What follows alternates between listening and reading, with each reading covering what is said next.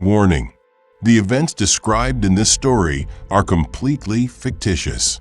This is where truth dances with shadows.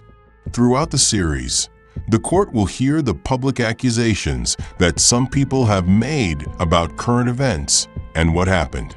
But beware, everything is fiction. And remember, you will choose the heroes of the next series. The courtroom is more crowded than usual. Silence hangs in the hall like a taut thread. Everyone is holding their breath, waiting for the next move. The door opens with a heavy creak and Canadian Prime Minister Justin Trudeau enters. He is wearing a dark blue, impeccably cut suit. His eyes scan the hall and he nods slightly, as if greeting the crowd and preparing himself. His steps are determined but cautious. He moves in silence towards a dais, the echo of his shoes on the floor becoming the only sound in the hall. George Washington in a stern voice. Silence. The trial continues. The witness is the Prime Minister of Canada, Justin Trudeau. Mr. Trudeau, do you take the oath? Trudeau takes the stand, pulls the microphone slightly towards him. His eyes flicker to the jury for a moment, then back to the defendants sitting in the courtroom. Trudeau's voice is gentle but firm, with a slight tremor. Yes, I will tell the truth. I swear I will tell only the truth. There is a stir in the courtroom. Whispers rise from the audience, but are immediately cut off by the stern look of the president of the court. Prosecutor Kennedy stands up with a file in his hand. He has a serious expression on his face. His eyes pierce Trudeau, and he turns to him with his question. Mr. Trudeau, it is known that in recent years you have held a series of meetings with the defendants on trade agreements between the United States and Canada, energy projects, and border security. In particular, there are allegations that Elon Musk held secret meetings with you about his influence on the North American energy network. Is this true? Trudeau pauses for a moment, takes a deep breath. His fingers slightly tighten the edge of the lectern, then loosen. Yes, it is true. I have met with Elon Musk several times. His innovations in electric vehicles and renewable energy infrastructure were also important for Canada. Our discussions were mostly on a commercial basis, at least from my perspective. But Musk's influence was big. At times it was difficult to understand how much of his vision was based on commerce and how much on politics. The prosecutor takes a step forward, keeping his eyes on Trudeau. A sharp tone appears in his voice. What about Trump and JD Vance? You reportedly held talks with them about Canadian border policies and energy pipeline projects. Did you feel any pressure during these meetings? Trudeau's eyes drop to the floor for a moment, then back to the prosecutor. His lips are slightly pursed. This question seems to have stirred something inside him. Pressure. Yes, I felt it. Trump wanted us to take tougher measures on border security. His views on immigration policy were very harsh. Vance tried to influence our energy projects through economic pressure. Pipelines, trade deals, everything was on the table. But I can tell you one thing, I did not succumb to these pressures. I have always defended Canada's interests. There is a murmur in the hall, but this time Trump can't stand it. He leaps out of his chair and stands up, his face red with anger. He shouts, "This is a lie. It's all lies. America has suffered an economic blow because of Canada's weak policies. I was only defending my country." George Washington bangs his gavel hard, his voice echoing like thunder. Mr. Trump, be quiet. One more interruption, and I will have you removed from the chamber. Sit down. Trump sinks angrily back into his chair, but his eyes pierce Trudeau. The prosecutor ignores the interruption and continues with his question. Mr. Trudeau, there's this. Elon Musk is rumored to have offered the Canadian government independent satellite access through his space projects. There is a claim that this would offer an advantage over the United States. Is this true?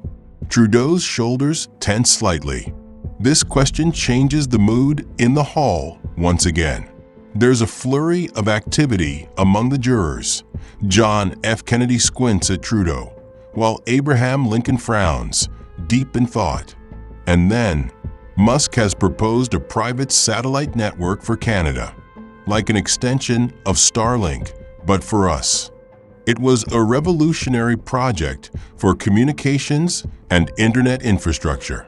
But, pauses for a moment, catches his breath. We rejected this proposal. We were worried that it would damage our relations with America and NATO. Musk reacted to this rejection with disappointment. I would say he reacted quite coldly. Did Elon Musk present this offer to you as a threat? A slight shadow appears on Trudeau's face. His eyes shift to Musk for a moment, and Musk responds with a calm but sharp look from the rostrum. I wouldn't call it a threat, but there was an air as if you are either with us or against them. At that moment, I saw it as a political move. Musk's vision is big, but sometimes this big vision pushes the limits. One last question, Mr. Trudeau. Do you think this alliance of Trump, Musk, and Vance has shaped North American politics in their own interests? Trudeau's eyes move around the room. First he looks at Trump, then at Musk, and finally at Vance. All three have different expressions on their faces. Trump angry, Musk calm but calculating, Vance agitated, Trudeau with a heavy seriousness in his voice. I can't say that for sure. I have no concrete evidence. But one thing is clear. These three men were not just interested in trade or technology. They wanted power, global power. And to get that power, they knew no boundaries. Whispers rise from the hall, but this time louder, more uncontrollable. The president of the court bangs his gavel. This concludes today's hearing. Tomorrow the court will hear the defense of the accused. The trial is over. The sound of the gavel fills the courtroom, echoing off the walls. Trudeau descends from the podium with slow steps, eyes downcast, but shoulders erect. As he leaves the courtroom, there is a stir in the audience. The camera focuses on the faces of Musk and Trump. While Trump's anger is visible in his eyes, Musk's calmness and slight smile leave a question mark in the audience. Vance slouches in his chair, an uncertain expression on his face. The episode ends here. As the courtroom begins to empty, Prosecutor Theodore Roosevelt, the president of the court, and Abraham Lincoln gather in a corner. The weight of Trudeau's testimony still hangs in the air. All three look at each other in silence, and finally the Chief Justice breaks the silence. Mr. Kennedy, what this Trudeau said was quite striking. Musk's proposal for a satellite network, Trump's border crackdown. It seems to be more than just a trade issue. What do you think? The prosecutor holds his cigarette to his lips for a moment before lighting it. You're right, Mr. President. Trudeau's account points to a power play. Musk's technological superiority, Trump's political influence, and Vance's economic moves. This is no coincidence. There is an alliance, and this alliance seems to aim to reshape North America. But I feel that Trudeau is hiding something. Musk's not a threat, but like a threat attitude.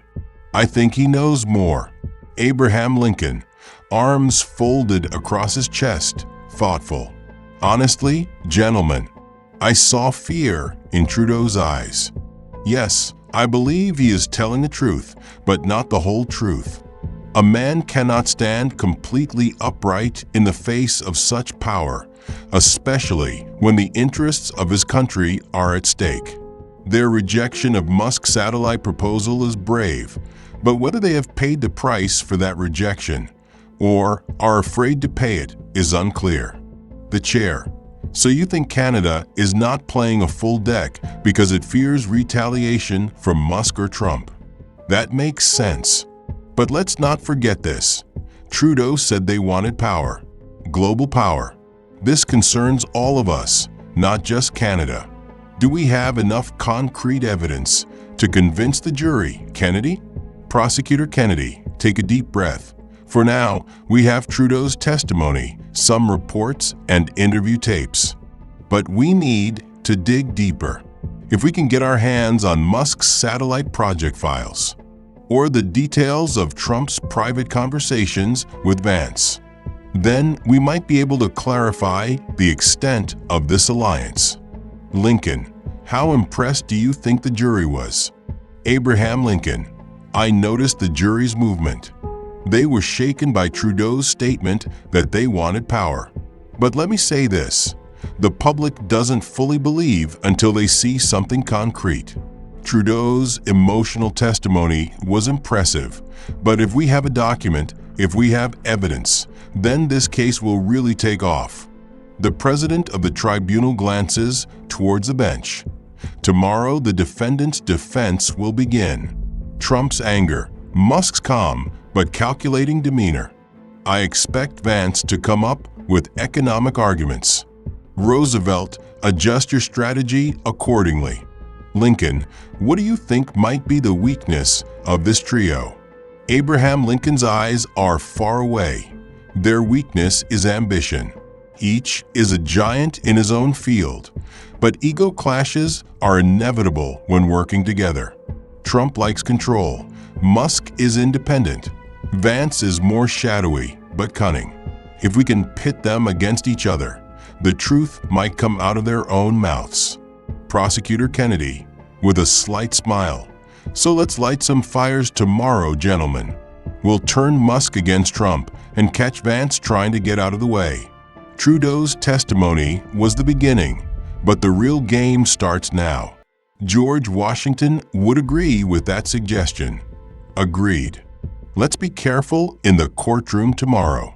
This case could affect not only these three, but the future of North America.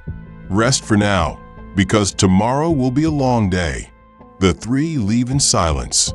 Roosevelt puts his cigarette in his pocket, Lincoln adjusts his hat, and the president of the court collects his files. Only the echoing footsteps remain in the hall, and the tension of tomorrow is already palpable.